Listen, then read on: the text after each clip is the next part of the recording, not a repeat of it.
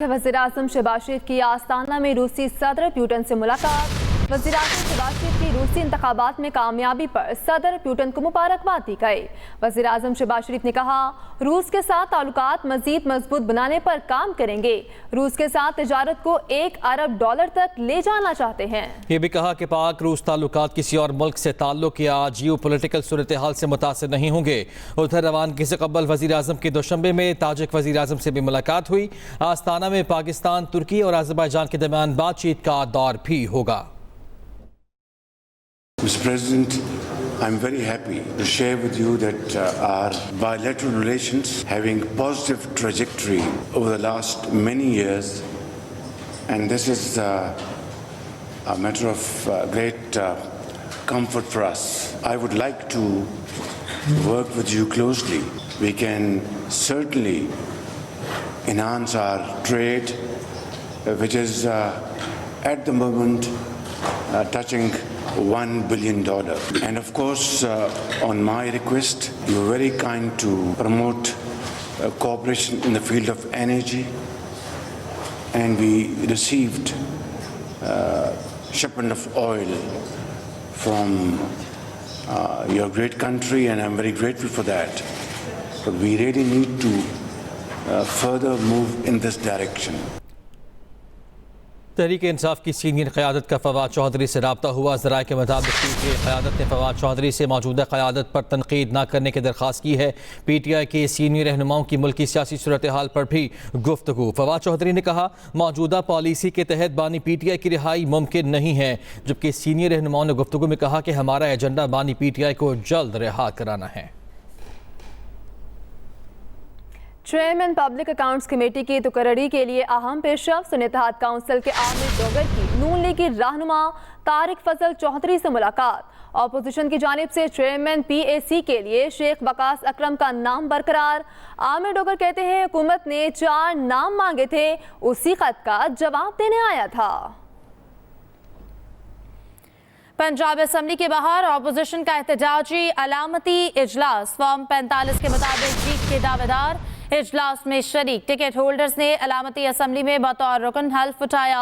MPA Ejaz Shafi अलामती इजलास के speaker बन गए। अपोजिशन ने इजलास को अवामी इजलास का नाम दे दिया। फितना पार्टी के अरकान को पंजाब असम्बली के गेट पर हुल्लड़बाजी करते शर्म आनी चाहिए।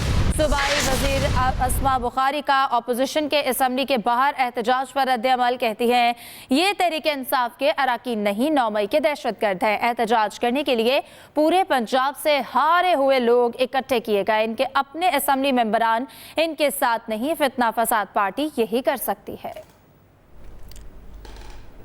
आगे बढ़ते हैं। खबर है, अदालती उमूर से लापता अफराद के केस में इस्लामाबाद हाई कोर्ट का बड़ा हुक्म। लापता शहरी के मुकदमे में जुर्माने के फैसले के खिलाफ वफाकी हुकूमत की अपीलें मुस्तरद कर दी। अदालत ने लापता शहरी साजिद महमूद की अहलिया की दरख्वास्त पर जस्टिस अतमिनुल्लाह का 2018 का फैसला बरकरार रखा।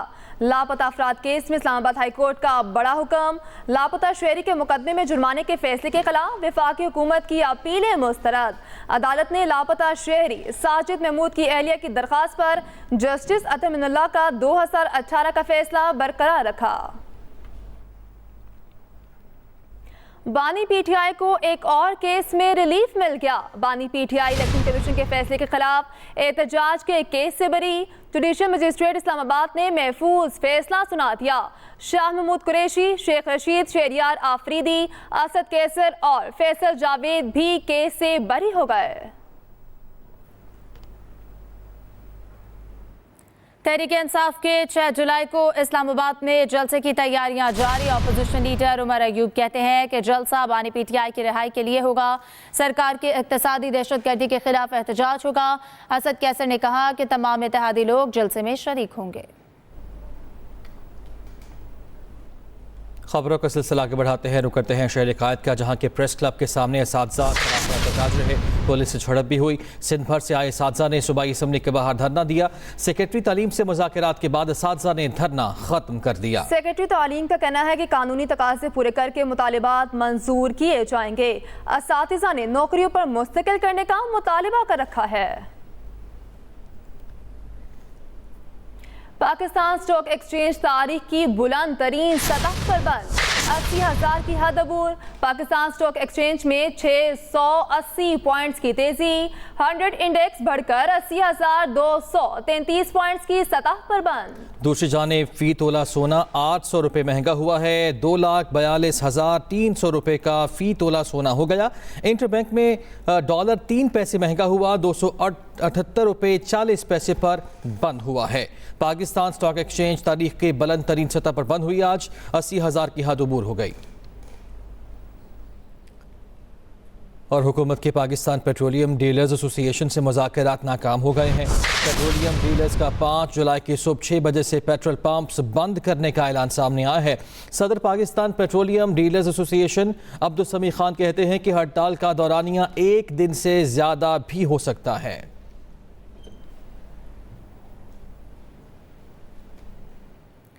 वज़ीर आला पंजाब मरियम नवाज ने कहा है कि सेहत की तमाम सहूलियात आवाम की दहलीज तक पहुँचाना मेरा ख्वाब है। हेल्थ रिफॉर्म्स के लिए वज़ीर आला मरियम नवाज शरीफ की ज़ेर सदारत इजलास हुआ, जिसमें पंजाब हुकूमत ने राजनपुर में स्टेट ऑफ द आर्ट अस्पताल बनाने, मुंतखब RHCs को फंक्शनल अस्पताल बनाने का फैसला किया। मरियम नवाज ने मराकज़ सेहत की तामीर व मरम्मत मार्च तक मुकम्मल करने का हुक्म भी दे दिया, जबकि मराकज़ सेहत तहसील और डिस्ट्रिक्ट अस्पतालों में बायोमेट्रिक हाजिरी लाजमी करने पर इत्तफाक हुआ। इजलास में फैसला किया गया कि डिस्ट्रिक्ट हेडक्वार्टर अस्पतालों में थैलेसीमिया सेंटर कायम होंगे। हर डिवीजन में mammography machine, breast clinic on wheel हर जिले में बारी बारी सर्विसेज मुहैया करेगा। FIA ने कस्टम्स में अंडर इन्वाइसिंग की आड़ में 1 अरब की मनी लॉन्ड्रिंग की तहकीकात का दायरा वसी कर दिया है। FIA लाहौर का कस्टम्स अप्रेजमेंट कराची को खत, जिसमें उन्होंने रिकॉर्ड मांग लिया है। इस हवाले से मजीद क्या तफसीलात हैं, आमिर नवीद चौधरी से जानते हैं। जी आमिर, बताइएगा। जी बिल्कुल, लाहौर NLC ड्राई पोर्ट पर 2 माह कबल एक बड़ा स्कैम सामने आया था, जिसमें 7 कंटेनर्स में टायर स्क्रैप की आड़ में कीमती अशिया स्मगल कर लाहौर लाई गई थी और साथ ही इनकी अंडर इन्वाइसिंग की गई थी। इस हवाले से कस्टम्स हुकाम ने इस पर मुकदमा दर्ज किया था मुख्तलिफ दफात के तहत, लेकिन FIA को जब इस हवाले से इतलात मिली कि ना ये स्मगलिंग और अंडर इन्वाइसिंग तो है ही, लेकिन साथ साथ इसमें बड़े पैमाने पर मनी लॉन्ड्रिंग के शवाहिद भी सामने आए हैं, जिस पर FIA एंटी स्मगलिंग जो विंग बनाया गया है लाहौर में, उसने अपनी तहकीकात इंक्वायरी शुरू की और जिसमें जो टीम है इंक्वायरी टीम वो कराची भी गए, मुख्तलिफ लोगों के बयानात भी लिए। इस हवाले से जो FIA लाहौर ने है तहकीकात का दायरा वसी किया और कराची कस्टम्स अप्रेजमेंट से रिकॉर्ड मांगा है। जिस अफसर ने TP की एंट्री की थी, ट्रांसशिपमेंट बनाई थी, उसके हवाले से जो है तहकीकात में उनके मतलूबा रिकॉर्ड मांगा और FIA ये कार्रवाई एंटी मनी लॉन्ड्रिंग एक्ट के तहत कर रही है। जी आमिर नवीद, आपका शुक्रिया। बरतानवी पार्लियामान होता क्या है और ये किस तरह काम आता है, आइए जानते हैं एमन चौधरी से। बरतानवी पार्लियामेंट दुनिया की सबसे पुरानी पार्लियामेंट है। इसी बुनियाद पर इसे मदर ऑफ ऑल पार्लियामेंट भी कहा जाता है। पाकिस्तानी पार्लियामेंट की तरह बरतानवी पार्लियामेंट के भी 2 ऐवान हैं। बरतानवी पार्लियामेंट के ऐवान बाला यानी सेनेट को इंग्लिश में हाउस ऑफ लॉर्ड्स और उर्दू में दारुल उमरा कहा जाता है। इसके ऐवान ज़ेरी यानी कौमी असम्बली को इंग्लिश में हाउस ऑफ कॉमन्स और उर्दू में दारुल अवाम के नाम से पुकारा जाता है। हाउस ऑफ लॉर्ड्स के अरकान को बादशाह वज़ीर आज़म के मशवरे से नामजद करता है, जबकि हाउस ऑफ कॉमन्स के अरकान पाकिस्तानी अरकान कौमी असम्बली की तरह इलेक्शन लड़कर उसका हिस्सा बनते हैं। बरतानिया में वोटर्स बराह रास्त वज़ीर आज़म का इंतखाब नहीं करते, उसकी बजाय वो अपने मुकामी हलके की नुमाइंदगी के लिए रुकने पार्लियामान का इंतखाब करते हैं। हाउस ऑफ कॉमन्स का रुकन बनने के लिए 18 साल से जायद उम्र का कोई भी शहरी इलेक्शन लड़ सकता है। कैदी, सरकारी मुलाजिम, जज, पुलिस और फौज के मुलाजिम इलेक्शन नहीं लड़ सकते। वोट डालने के लिए कम से कम उम्र 18 साल और वोटर लिस्ट में नाम शामिल होना जरूरी है। पोलिंग खत्म होते ही वोटों की गिनती शुरू हो जाती है और गिनती मुकम्मल होने पर नताइज का ऐलान कर दिया जाता है।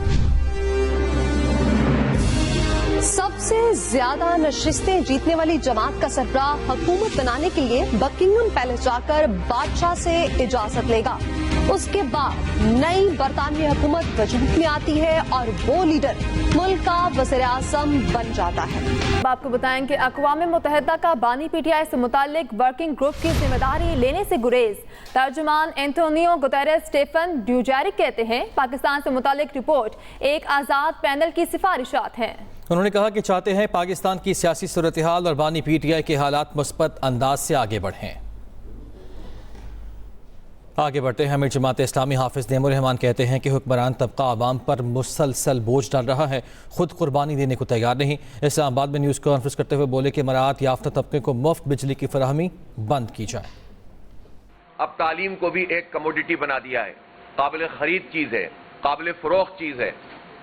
अब उसके लिए भी जिसके पास जितने पैसे होंगे उतनी अच्छी तालीम मिलेगी। और 77 साल कोई जाहिलों की हुक्मरानी नहीं रही पाकिस्तान पे, लेकिन पढ़े लिखे जाहिलों की जरूर हुक्मरानी रही है। हुक्मरान तबका टैक्सों का बोझ भी उन्हीं आम लोगों पर डाल रहा है, खुद कुर्बानी देने के लिए तैयार नहीं है। ये बजट तो अभी पेश हुआ है और बजट पेश होने के बाद पेट्रोल की कीमत बढ़ी, गैस की कीमत बढ़ी और मजीद बताया जा रहा है कि IMF मजीद तकाजे कर रहा है, डू मोर कह रहा है। जब लोग अपने अपने मफादात में लगे हुए हैं, आवाम के लिए कोई सीरियस कदम उठाने के लिए तैयार नहीं है। जमात इस्लामी ने यह फैसला किया है कि हम हक दो अवाम को तहरीक शुरू कर दी है, हमने एहतिजाजी मुजाहरों का सिलसिला भी शुरू कर दिया है और 12 तारीख को इंशाअल्लाह यहाँ इस्लामाबाद में एक तारीखी धरना हम शुरू करने जा रहे हैं। पंजाब में खाने पीने की अशिया में मिलावट पर सजाएं सख्त करने का फैसला। पंजाब फूड अथॉरिटी के कवानीन में तरमीम के लिए काम शुरू कर दिया गया। खाने पीने की अशिया में मिलावट नाकाबिल ज़मानत जुर्म करार देने की तजवीज़।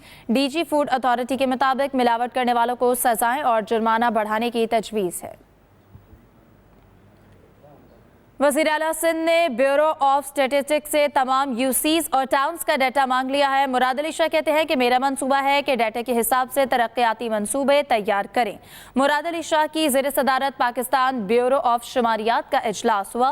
वज़ीर आला ने सूबे में हिजरत करने वालों का भी डाटा मांग लिया। वज़ीर आला ने कहा कि इन्हें कच्चे और पक्के मकानात का भी UC और टाउन सतह पर डाटा चाहिए। बच्चों का डाटा भी UC और टाउन सतह पर चाहिए। डाटा से मालूम हो जाएगा कि कितने बच्चे स्कूल जा रहे हैं और कितने नहीं। ये भी एक ताजाद है कि स्कूल से बाहर कितने बच्चे हैं। हम बिजली की सहूलत के लिए भी डाटा चाहते हैं ताकि सोलर मुहैया किए जाएं।